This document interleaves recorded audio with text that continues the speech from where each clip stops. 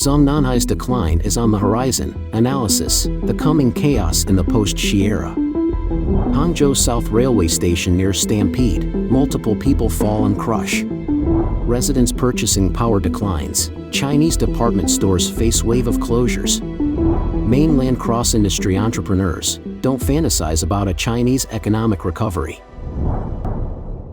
Overseas call leads to asset freeze. New Maple Bridge experience threatens public's financial security. It's all covered in today's China Truths. Zhongnanhai's decline is on the horizon. Analysis: the coming chaos in the post-Xi era. The CCP is experiencing heightened internal conflict, with bureaucrats across the board adopting lying flat. Analysts say the resignation of former Justice Minister Tang Yijun is a sign of internal power struggles within Chinese President Xi Jinping's faction, and that chaos could be coming to the ruling Communist Party after Xi's era. With Xi's faction solidifying power at the 20th Party Congress, internal divisions became apparent, particularly between Kai Chi's Fujian Gang and Li Chang's Zhejiang Gang. Presently, Kai Chi wields more influence than the nominal second-in-command, Li Chang. Tang Yijun's career ended abruptly on April 2 while he chaired the Jiangxi Provincial Political Consultative Conference, linked to the Zhejiang New Army faction of the Zhejiang Gang. Revelations followed that his tenure in Zhejiang's Ningbo and Liaoning was involved in a corruption scandal with the Evergrande Group worth over 100 billion yuan, about $13.8 billion. Freelance journalist Du Jin commented that despite Tang's connections to National People's Congress Chairman Zhao Leji through an elder, Lu Feng, and his rapid ascent, eventually becoming Justice Minister, all had to have been sanctioned by Xi. This scandal likely exemplifies the infighting within Xi's faction, with senior officials gleefully watching the drama unfold. The setbacks faced by Li Chang's Zhejiang Gang contrast sharply with the ascendant Fujian Gang led by Kai Chi, heralding a chaotic transition period post-Xi. Du also points out that Tang, as the former Minister of Justice who oversaw the CCP's prison system, was himself a ruthless official, and his downfall is seen as a form of retribution. It reflects broader sentiments within Beijing's corridors of power, which whisper of two rival centers within Zhongnanhai, Xi's and Kai's. Despite the official narrative, approvals are routed through Kai Chi's office before reaching Xi, illustrating the real power dynamics. Looking ahead, the line of succession within the CCP suggests Premier Li Chang would initially take over in Xi's absence, though this is subject to change. Xi's health and mental clarity are declining, hinting that the transition to a post-Xi landscape could occur sooner than expected, potentially before any move to unify Taiwan. The article suggests that Kai Chi appears untrustworthy. Should Xi Jinping unexpectedly pass away, Kai Chi, though aging, is similarly ambitious and poised to attempt a takeover. As the Communist Party's influence diminishes amid internal and external pressures following Xi's death, factions within Xi's loyalist camp and the military are likely to surface. The article points out that a retired teacher from the Yunnan Party School, Zi Su, was recently accused of plotting an armed uprising, indicating a significant faction within the party is ready to rebel, just waiting for the right moment. Xi's demise could be that moment. The piece concludes by noting that outside the party, secretive networks of political and business figures are poised to act. The Overseas Democratic Movement has also convened its first national conference, pledging to overthrow the Communist Party. Nations in Europe, America, and around China are watching the developments in Zhongnanhai closely. In such a scenario, Kai Chi's chances of success are uncertain. He may well fall victim to the fierce rivalries within Xi's camp or conflicts with domestic freedom fighters. Independent commentator Kai Shinkuan recently stated that the chairman's position at the Jiangxi Provincial Political Consultative Conference is typically ceremonial, suggesting a safe retirement could be expected. However, the current probe implies that Li Xi, head of the discipline inspection, has found incriminating evidence against Tang Yijun. If not, the Zhejiang faction, to which he is key, would have protected him, especially with his potential rise at the 20th Party Congress. Previously, Jiang Zemin and Hu Jintao's factions were the focus. Post-Congress, the battle has shifted to between the Zhejiang and Fujian factions, with Xi Jinping's rule marked by escalating factional conflicts. political analyst Yushan wrote that Zhongnanhai is overrun with flatterers, with the government culture dominated by obsequiousness and officials engaged in intense power plays and sycophancy. Kai Chi, a prominent figure, has accumulated considerable power, creating a skewed Shikai regime.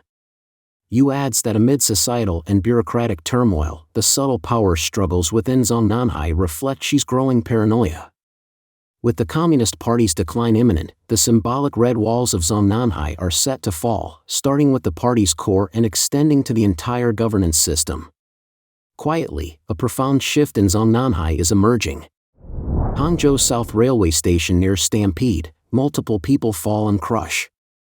On April 6, the final day of the Qingming holiday, Hangzhou South Station in Zhejiang Province witnessed severe overcrowding and a stampede at its exit. The chaotic scene was captured in a video that quickly spread across the internet. In detail, at around 9:20 p.m., a sea of passengers extended from the bottom of the escalator to the exit, creating a dangerously crowded condition with cries of panic and calls to open the doors. Several people in front of him fell, leading to a stampede. 3 girls were pinned underneath the crowd but were eventually rescued. In a critical move, a young man shattered a glass door, helping to thin the crowd, while others managed to shut down the escalator, preventing a potentially disastrous stampede. The passengers trapped inside quickly ran out. Eyewitnesses shared harrowing stories, said that it was frightening, and they truly thought they were going to die. Another witness said that during the overcrowding and ensuing stampede, there was no guidance from staff, and people were left to fend for themselves. Once he got outside, he noticed station staff quizzically questioning passengers about what had just happened inside. When the video went viral, comments included praise for the young man who opened the door, suggesting he should receive a medal for bravery, and relief that his actions potentially saved many lives by preventing a worse disaster. By the early morning of the 7th, staff at the Hangzhou train station had confirmed that the exit's glass door was indeed shattered, fortunately without any injuries. The Hangzhou Railway authorities have issued an apology for the incident, though many people online continue to express their dissatisfaction with the station's disorganized management. Prior to April 4, the first day of the Qingming holiday, Shanghai Railway Station also witnessed a chaotic rush at its security checkpoint. The station had only 2 checkpoints open, which processed travelers very slowly, resulting in delays for many. Impatient travelers, pressed for time, ended up clashing with security staff. This led to a large crowd lifting the security barriers and bypassing the checkpoint altogether to rush into the station. Residents' purchasing power declines. Chinese department stores face wave of closures. China's economy continues to struggle, with the department store industry particularly hard hit, resulting in a wave of closures. According to the commercial website Lianjiang, the first quarter of 2024 saw at least 31 supermarkets shut down, including major chains like Walmart, RT Mart, Yonghui, Walmart, Tianhong Supermarket, Hema Fresh, and Buffing Lotus. Additionally, Shanghai's Mainland and Isitan department store has announced it will close by June 30, leaving Tianjin as the location of the only remaining Isitan store in China. This trend of closures has persisted into the second quarter, affecting many traditional retailers across the country. This trend is not new. China's department store and supermarket sectors have been scaling back for years. While lease expirations are often cited as the official reason for closures, the real issue is intense operational pressures. According to a report by the China Department Store Commerce Association, 70.1% of department stores surveyed said their 2023 customer traffic had not reached pre-pandemic levels, and 64.9% reported sales below 2019 figures. Taiwanese finance expert Huang Shitsong explains, actual consumer spending in China is contracting, especially as people face salary cuts or uncertain job prospects, which might sustain a downturn in private consumption. This slump is likely forcing department stores to shutter underperforming locations. Huang also notes that while online shopping has grown rapidly, creating competition, the broader economic malaise and diminished consumer spending power are the primary drivers behind the widespread store closures. Columnist Wang He also points out the disparity between the number of large department stores in Chinese cities compared to those in American cities, which are far fewer. He argues that China's retail sector is excessively inflated and in need of restructuring. The bankruptcy of Foodie Supermarket in Hubei on April 2 caused chaos, with protests by employees and a rush by shoppers, exacerbated by local authorities canceling the Qingming holiday to prevent credit purchases at the insolvent store. Huang Shizong warns that these closures could worsen unemployment, potentially destabilizing society further. He notes that declines in the real estate and export sectors may lead to a prolonged economic downturn and continued drop in consumer power. Huang also highlights the significant reduction in Yonghui Superstore's footprint, from 1440 to 998 stores in 4 years, illustrating the severe challenges in the retail sector, including massive financial losses exceeding 8 billion yuan, about $1.1 billion, over 3 years. Mainland cross-industry entrepreneurs don't fantasize about a Chinese economic recovery. Amid the severe downturn in China's economy, reports from different regions reveal widespread layoffs, government employees forced to give loans to their employer that are never repaid, and civil aviation workers having to return previous bonuses. Recently, YOYO Notes, a self-media personality and advocate for female entrepreneurs across industries, stated in a video that 2024 marks just the beginning of widespread layoffs. For those still hoping for a Chinese economic rebound and an end to U.S. sanctions against the CCP, 2024 might be as good as it gets over the next 5 years. She highlighted that tech giants like Meituan, Tencent, Ichi, and Baidu are leading the charge in layoffs, as shown in their earnings reports. These firms are enhancing efficiency and boosting their bottom lines by shedding jobs. Their ability to cut costs is directly tied to their performance. The better they do, the more they trim their workforces, focusing on core profitable operations while eliminating unprofitable ones. She also noted that the second wave of layoffs is already unfolding. Take a look at the major factories in Hangzhou, where they are cutting mostly high-paid employees, including seasoned mid to senior-level managers. These individuals are older, less creative, and generally less competent than their younger counterparts, yet they command much higher salaries and lack the stamina, amounting to mediocre performance at best. Firms can recruit equally or more talented individuals at a fraction of the cost. Having been a top executive herself before venturing into entrepreneurship, she argues that layoffs are merely a stopgap, akin to lying in ICU and hoping for the best.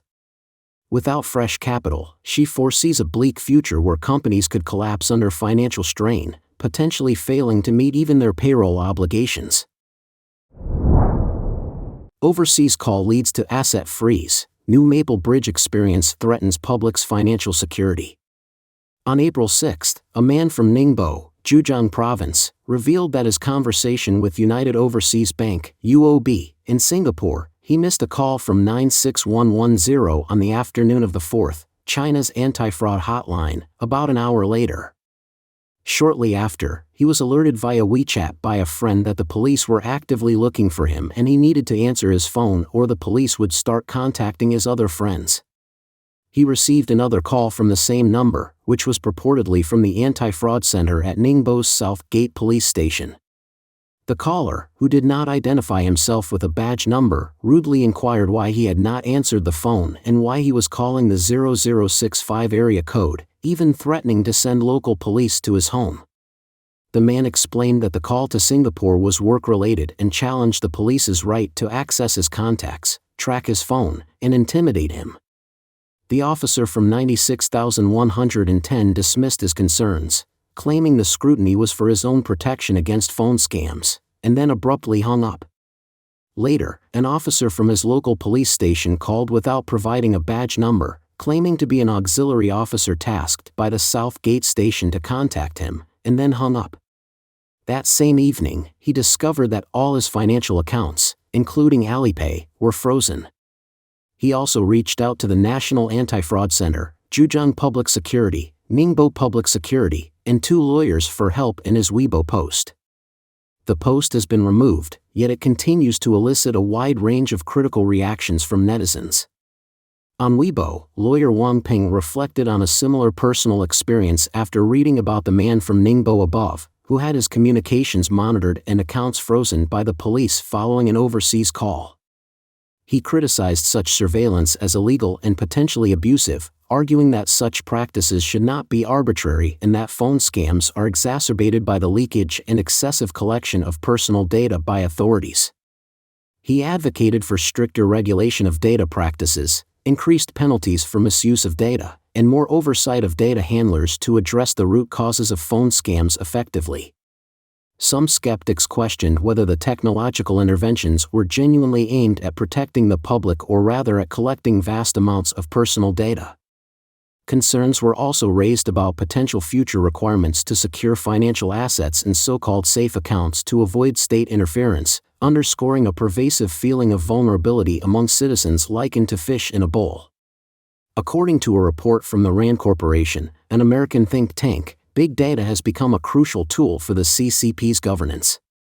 It primarily uses big data to strictly monitor and control its population and to lead in the realm of information warfare, thus boosting its military's combat effectiveness. The Police Cloud, a big data platform, is now routinely used by CCP police agencies. It allows connections between different databases across provincial and city levels to swiftly identify individuals, locations, and businesses. Furthermore, the CCP has leveraged big data to build its social credit system, reassessing every individual in China to avert potential disruptions to its rule. Chinese columnist and independent commentator Kai Shinkoan made a chilling reflection on social media: "It's deeply alarming. This may well become a widespread reality for Chinese people, and these are not isolated incidents." The Maple Bridge experience essentially empowers local governments to monitor individuals closely, with a police station capable of controlling someone's financial and personal freedom.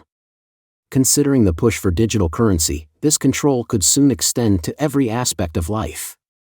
This form of big data governance, a novel approach to statecraft, is arguably more daunting than any historical regime, reminiscent of a digital North Korea or a modern-day 1984.